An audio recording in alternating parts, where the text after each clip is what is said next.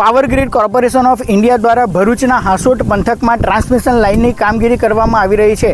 આ કામગીરીનો ખેડૂતો સતત વિરોધ નોંધાવી રહ્યા છે। આજથી 1 મહિના અગાઉ પણ ખેડૂતોએ આ જ જગ્યાએ ભેગા થઈ અને વિરોધ નોંધાવ્યો હતો, પરંતુ તેઓનું સમસ્યાનું કોઈ નિરાકરણ ન આવતા આજે સતત બીજી વખત ખેડૂતોએ એકતા મળી અને કામગીરી અટકાવી દીધી છે, જેના કારણે પોલીસ વિભાગ તેમજ વહીવટી તંત્રના અધિકારીઓ પણ દોડતા થઈ ગયા છે।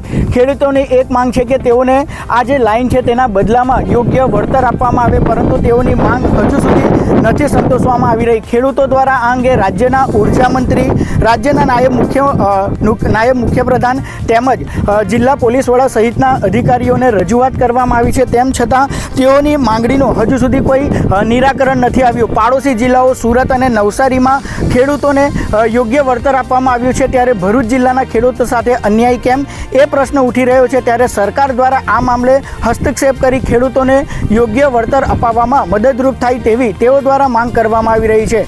જય વ્યાસ, કને ગુજરાત, અંકલેશ્વર।